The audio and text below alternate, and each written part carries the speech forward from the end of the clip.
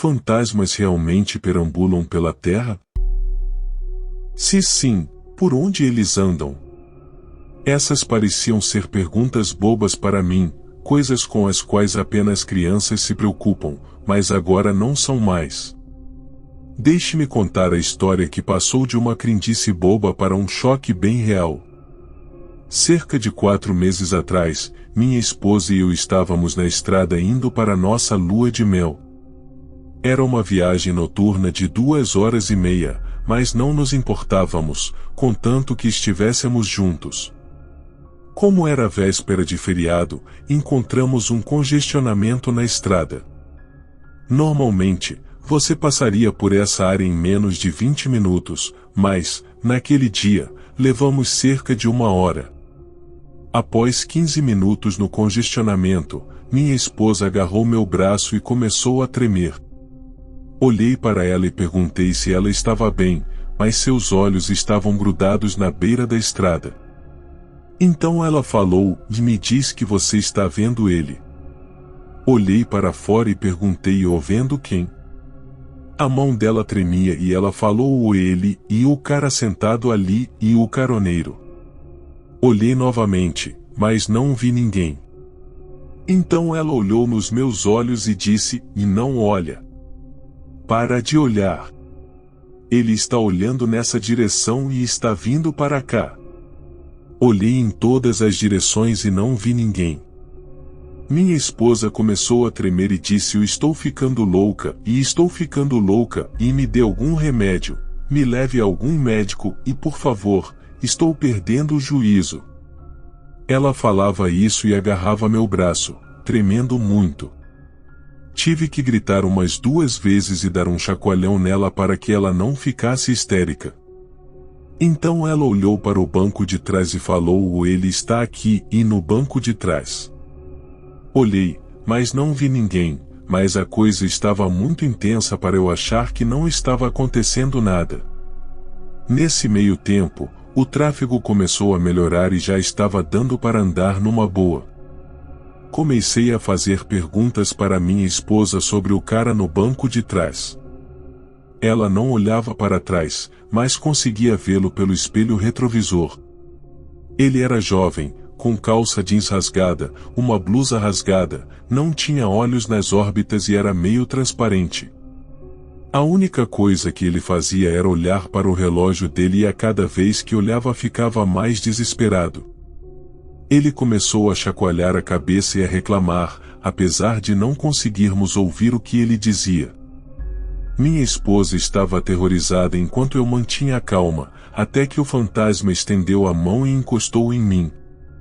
Senti apenas um frio na parte de trás da cabeça, no pescoço e no ombro, sem conseguir ver o que era, mas minha esposa afirmava que ele queria que eu acelerasse.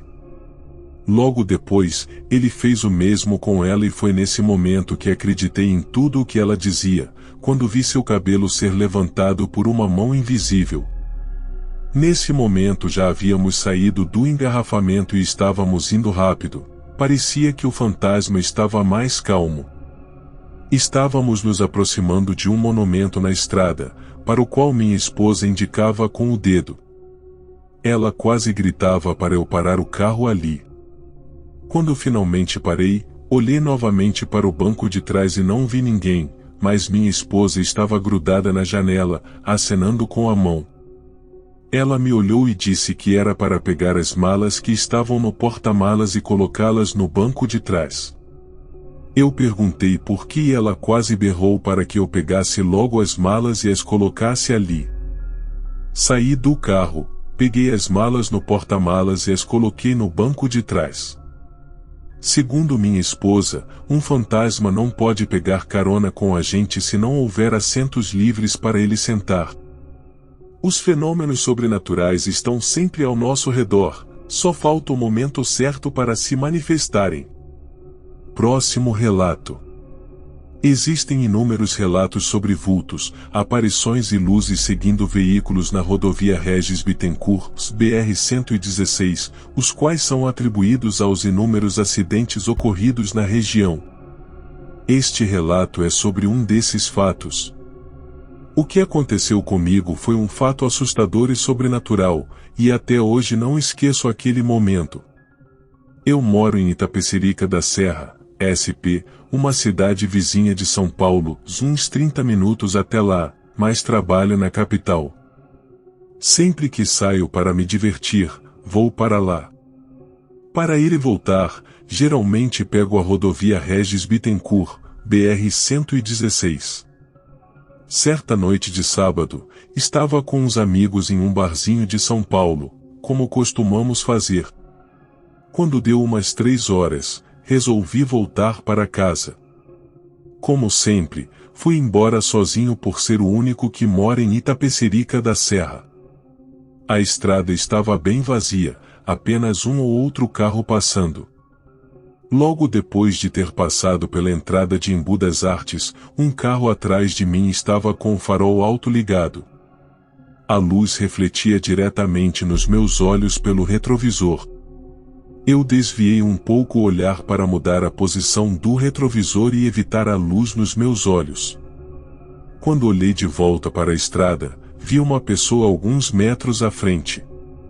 Embora a estrada passe por uma área urbanizada, sempre há pessoas tentando atravessá-la em vez de usar uma passarela, mas geralmente saem correndo. No entanto, essa pessoa estava parada e olhando em minha direção. Minha primeira reação foi pisar com tudo no freio e encolher a cabeça no banco, pois tinha certeza de que ia atropelar a pessoa. Mas a única coisa que senti foi o tranco do carro de trás batendo em mim. Quando olhei para a frente, não havia ninguém lá. O vidro e a frente do meu carro estavam inteiros, nada de errado.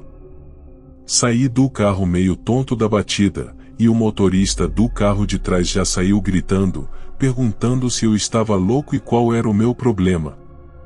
A frente do carro dele estava toda amassada, assim como a traseira do meu carro, mas a frente do meu carro estava intacta. Comecei a olhar em volta procurando a pessoa que estava lá, mas não encontrei ninguém. A estrada tinha uma iluminação razoável. Eu disse ao motorista do outro carro que, se eu não tivesse freado, teria atropelado alguém. Ele afirmou que não havia ninguém na estrada, somente eu e ele. E, de fato, com a velocidade que eu estava, cerca de 100 km por hora, ninguém teria saído tão rapidamente da frente do meu carro. Além disso, mesmo tendo ido a um bar, eu não tinha bebido álcool, então não estava bêbado. Eu pude ver claramente a forma de uma pessoa, o rosto, a roupa e todos os detalhes, então não poderia ter sido reflexo da luz do carro de trás. Eu sei que a BR-116 é conhecida por não ser uma estrada muito segura e por ter muitas histórias de atropelamentos. Será que era o espírito de alguém que não conseguiu chegar ao outro lado da pista? Próximo relato. Quando eu era mais nova, geralmente passava boa parte do verão na casa dos meus avós. Em um verão, quando eu tinha 12 anos, estava dormindo no quarto da minha tia, que ficava no topo da escada, no segundo andar.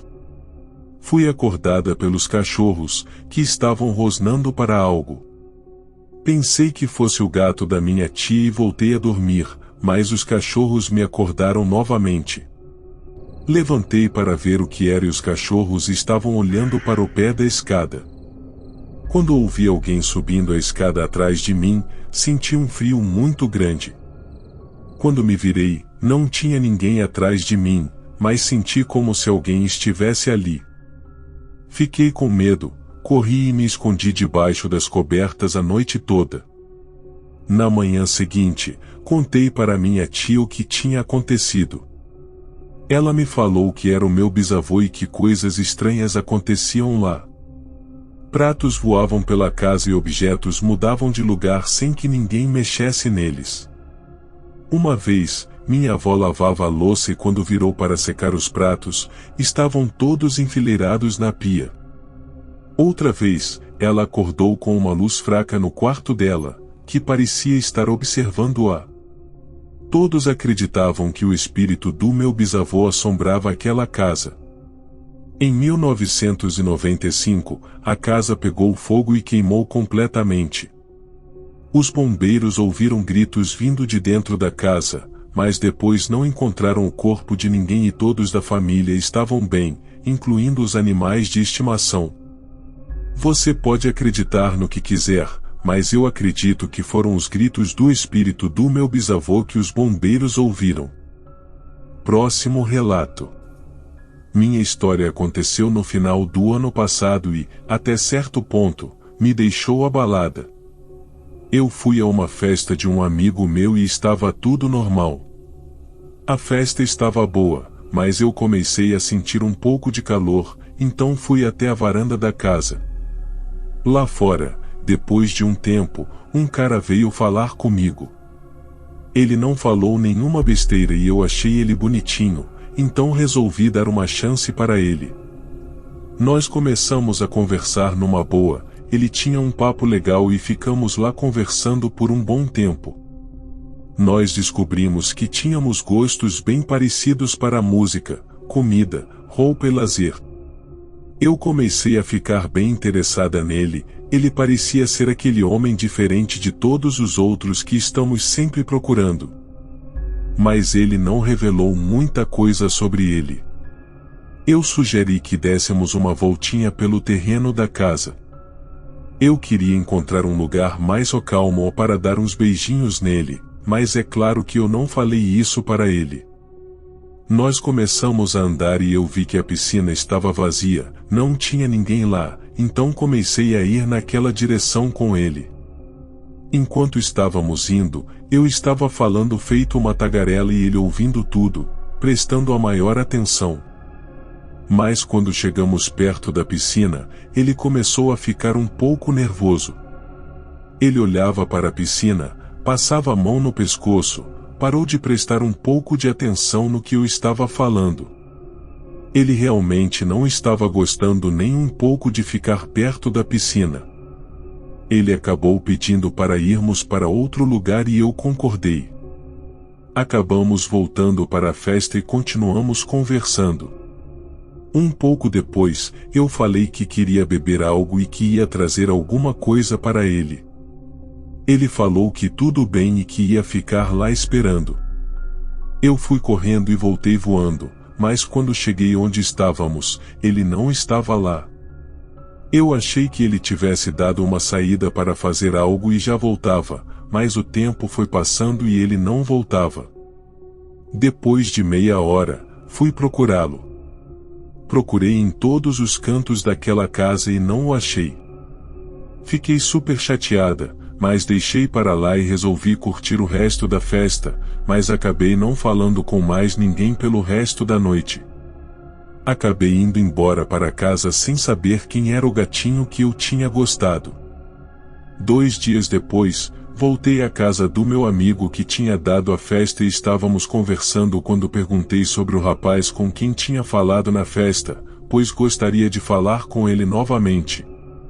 Meu amigo respondeu que não tinha visto e perguntou como era o cara. Eu o descrevi e ele me mostrou algumas fotos de amigos que se encaixavam na descrição. Não o vi em nenhuma delas, então comecei a ver outras fotos que ele tinha trazido. Olhei um álbum, 2, 3, e até que finalmente gritei, achei. É este aqui. Ele pegou a foto. Era ele mesmo com o rapaz com quem eu havia conversado na festa. Ele fez uma cara feia e disse, é este cara que você viu? Sim, respondi. Tem certeza? Absoluta, confirmei. Então, meu amigo ficou bravo e disse, e não estou vendo graça nenhuma nessa brincadeira. Eu não estava entendendo nada, olhei para ele e perguntei, em que brincadeira? Foi quando ele disse, este é o meu primo. Ele morreu afogado na piscina aqui em casa há 2 anos. Quando ouvi isso, fiquei completamente pálida. Peguei a foto e era exatamente o mesmo cara com quem eu tinha conversado na festa. Era o primo dele. O primo morto dele. Fiquei tão chateada, tão triste por dentro. Não sei bem porquê, mas fiquei muito triste. Quando nós dois estávamos na piscina, ele devia estar nervoso porque foi lá onde ele morreu. Não sei por que isso aconteceu comigo ou o que exatamente aconteceu, mas nunca mais vi esse rapaz. No entanto, vou me lembrar dele para sempre.